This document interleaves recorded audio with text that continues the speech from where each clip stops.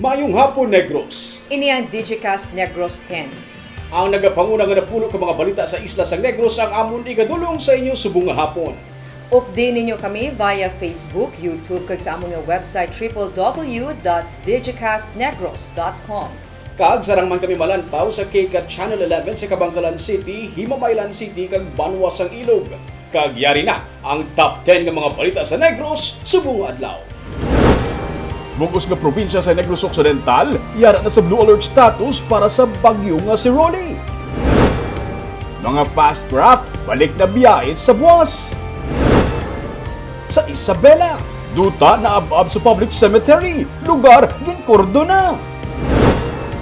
Sa Sipalay City, lola nadakpan nga may mga armas. Kag sa Good Vibes, Negrense fashion designer nagdaog sa mga major awards sa International Virtual Art Renewal Center kag Fashion Week. Initanan sa Digicast Negros X.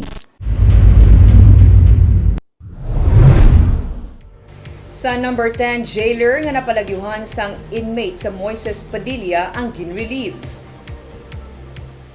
Ginrelieve siya nga pwesto ang pulis nga jailer sa Moises Padilla matapos siya nga mapalagyuhan sang isa ka inmate sa tung Oktubre 14. Ang inmate nga si Reco Layan nga gindetain sa kaso nga murder ang nagreklamo sadto nga nagahilanat kag nagapananakit ang dughan kag sang makakita sang tiyempo nagpalagyo. Bangod sang insidente, ginbutang na karon ang jailer sa Negros Occidental Police Provincial Office bilang base police o kon tagabantay sa gate sang Nokpo. Sunod kay Police Lieutenant Wilma Silva, ang Deputy PIO sang Nokpo, may duha tubtub tatlo pa ka mga pulis nga ginausisa angot sa natabo lakip na diri ang hepe sang police station.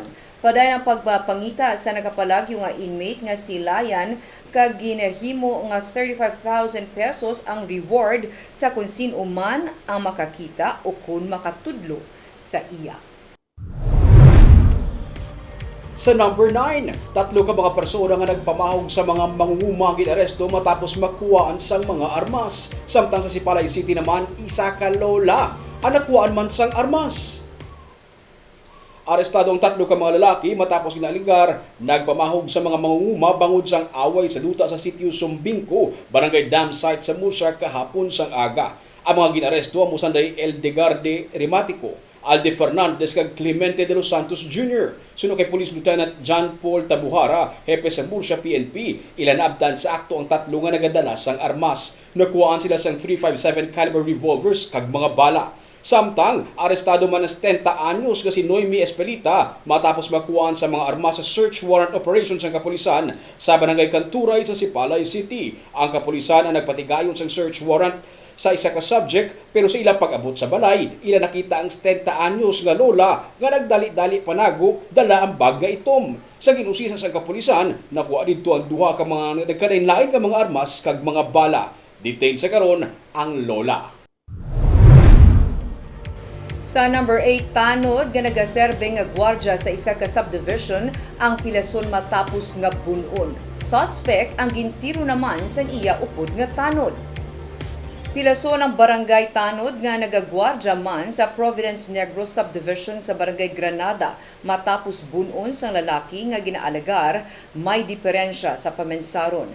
Bread knife pa ang gingamit sang lalaki nga nagbuno sa Tanod nga si Ireneo Laurilia. Sa investigasyon sa Police Station 5 matapos nga bunon ng iya upod ang isa ka tanod nga si Raylan Silvino amo ang nagbalos kag iya gintiro ang suspect. Pareho nga ginabulong karon sa ospital si Laurilia kag ang suspect. Gindetain naman sa Police Station 5 si Silvino.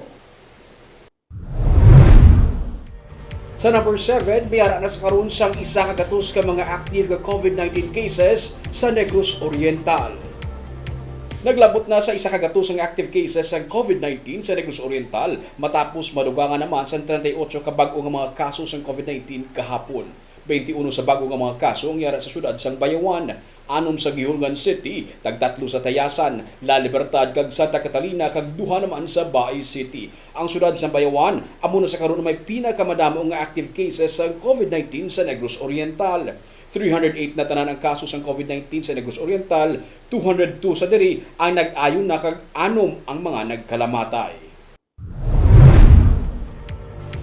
Sining hapon nagsapol ang Deputy Chief Implementer sang National Interagency Task Force nga si Secretary Vivincio Dizon sa tiglawas sang Negros Occidental kag Bacolod City nga ginpamunuan nanday Mayor Evelio Lunardia kag Negros Occidental Governor Eugenio Jose Lacson. Isa ka situational report ang ginhatag sang syudad kag probinsya tuhoy sa update sa mga kaso ng COVID-19 sa ilatag sa ka mga lugar. Nagapasalig naman si Dizon sa kay Leonardia kag Lacson nga handa ang national government nga magbulig sa ila kung anuman ang ila kinahanglanon para sa kampanya kontra COVID-19 matapos ang pagsinapol. Antes sa nga pagsinapol, gininagurahan ang facility para sa mga health workers sang Teresita Halandoni Provincial Hospital kag off-site dormitory sa Corazon, Locsin, Montelibano Memorial Regional Hospital kag COVID-19 isolation facility sa Barangay Alihis. Sa number 5, may 5 na naman ka mga sakada kung migrant workers ang duga nga nagpositibo sa COVID-19. Sunod sa kay Zephyr Kailian, ang commander sa Provincial Incident Management Team, ang 5 ang naka-isolate sa karon. Humalin sa nag-inabot ang mga sakada sa Negros Occidental, 13 na ang nagpositibo sa virus. Sunod kay Kailian, may pila naman nga nagpositibo damlag pa ang nakahumanas ang ilang 14-day quarantine. Sa tag sa kapag-abot sa mga sakada sa probinsya gikan Antique, sila ang ginapaidalom sa swab test kag ginag-quarantine. Ang mga nagnegatibo sa virus ang sarang na magtrabaho sa mga kampo. Dala transport na sa isolation facilities. Yes ko no, isolation facilities. 13 ako.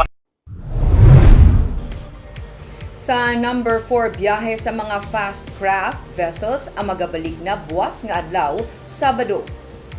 Sunod sa pamuno ng Philippine Coast Guard sa liwat nga pagbalik biyahe sa fast craft padulong Iloilo, tig-isa lang anay ka trip tag sa ka shipping line. Mahimo nga panilagan anay sa mga operator ang dalagan sang biyahe suno kay Lieutenant Commander Johnson Benjamin. Sa Sabado ang Ocean Jet may biyahe las 8:50 sang aga kag las 2:30 naman sa hapon ang balik Bacolod. May biyahe man ang Wisam Express pero as of press time ginahulat pa sang Coast Guard ang abiso sang oras sang biyahe. Sa Domingo na magabiyahe balik ang Supercat. Between Iloilo City at Bacolod City, ma'am, wala na halos na pangitaon except magkakadto ka sa ticketing booth nila, mag-present ka sa ID. Sa number 3, bahin sa Isabela Public Cemetery ang ginkordon bangod sa landslide. Ginkordon ang bahin sa Public Cemetery sang Isabela matapos nga naab-ab ang isa ka porsyon sang patio. Sunod sa kay Captain Joseph Partidas, ang hepe sang Isabela PNP, tuman kadelikadong ang mga bahin sang patio. Bisan sarado ang patio, ilagit pa kamaayo nga ikordon ang lugar para makalikaw sa disgrasya. Sa number 2, Baguio Rolly ang ginapaabot magadala sa maulanon nga panahon sini nga weekend. Base sa pinakaulihi nga severe weather bulletin sang Pag-asa, paday nga nagapadulong sa Bicol region kag ginapaabot nga maglandfall sa Aurora, Quezon area sa Domingo. Ang bagyo ang nagadala sang maximum sustained winds nga 165 km per hour malapit sa sentro kag may pagmadlos nga tubtub 205 km per ora. Ina ginapaabot nga magadala sang madamol nga pag-ulan sa Central Luzon kag Bicol region pati na sa Visayas, Caraga, Northern Mindanao kag Zamboanga Peninsula. As of press time, wala pa sang may ginpasaka nga tropical cyclone wind signal ang Pag-asa sa pungsod. Magluwas kay Baguio Rolly, may isa pa ka tropical storm nga ginamonitor ang Pag-asa sa gwa sang Philippine Area of Responsibility. Ginapaabot ini nga magsulod sa PAR sa Domingo sang gabi o kung sa Lunes sang aga. Sa iya nga pagsulod sa pungsod, pagatawgon ini nga Bagyo Shoni. Kaag sa numero 1 sa mga balita sa buong adlaw, bugos nga probinsya sa Negros Occidental aging paidalom na sa blue alert status bangod sa bagyo nga Rolly. Pila ka mga LGU kag mga barangay nagapanghanda na. Yaring report. Hindi man direkta nga magaigo sa Negros Occidental ang bagyo nga si Rolly, pero ginapaabot nga magadala ini sang madamol nga ulan, pagpangilat kag mabaskog nga hangin sa probinsya. Sa Talisay City, ginabisuhan na kutob sa mga residente sa mga baybayon nga bahin sa syudad kag mga nagapuyo malapit sa suba sa posible nga pagsaka sa tubig. Suno sa pamuno sa Disaster Risk Reduction Management Office ng syudad, naka-standby na ang ilang mga personnel in kaso may kinahanglan nga i-rescue. We have from time to time galibot kita ga-monitor sa mga area diri sa Talisay nga ara na bilong sa lulaying like mga kilsuba, igad baybay. So, ginamonitor ta na kay tuod gina-expectar ta ang pagsulod sa sini nga bagyo. May 4 ka mga barangay nga may porsyon nga ginabantayan kung tig-ululan sa Talisay City. Ang Cane Town naman sa Barangay 19A sa Victoria City ang naabisuhan na damlagpas ang DILG nga may nagapadulong nga bagyo. Bangod ginakabig nga balahaon ang among lugar, temprano pa nakapanidlo na sang ilang mga kanal ang barangay para mapahagan-hagan ang pagbaha. We have already widened our creeks. We have desalting and clearing of creeks and canals for probable rise of water since Barangay 19A identified such catch basin. Ang simbahan amo ang magaserbe nilang evacuation center. Naka-blue alert status na ang tanan nga disaster teams bilang pagpanghanda sa kay bagyo nga Rolly. Kag sa Good Vibes, isa ka Negrense nga fashion designer ang nagdala sang bugal matapos nga magdaog sang duha ka major international awards. Aton siya kilalahon sa sininga report. Bugal sa Victoria City ang 22 anyos nga si Bea Cruz. Sinilamang siya nagdaog sang duha ka major awards sa 14th International Virtual Art Renewal Center Salon Exhibition kag sa Fashion Week sa San Diego, California. Ang lamharon nga fashion designer ang pinakahubin sa siyam nga nagpakigbahin.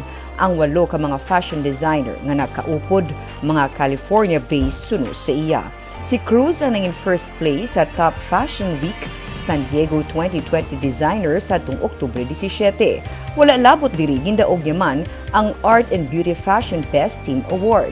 Suno kay Cruz, wala niya ginapaabot ang amo nga pagkilala sa iya nga obra. Dream lang ko wala nga maka-join ko internationally, and then I tried lang sending my application.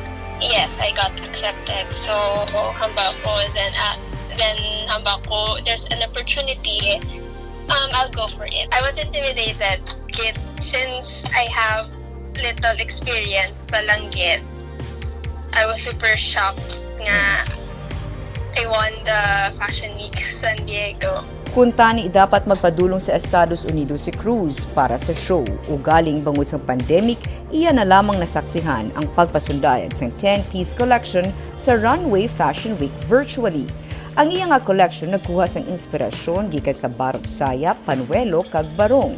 Iya inigin butangan sang youth culture nga among iya nga henerasyon kasubong man sang iya kaugalingon nga disenyo. If you have like a goal, it's not easy to achieve that right away yet.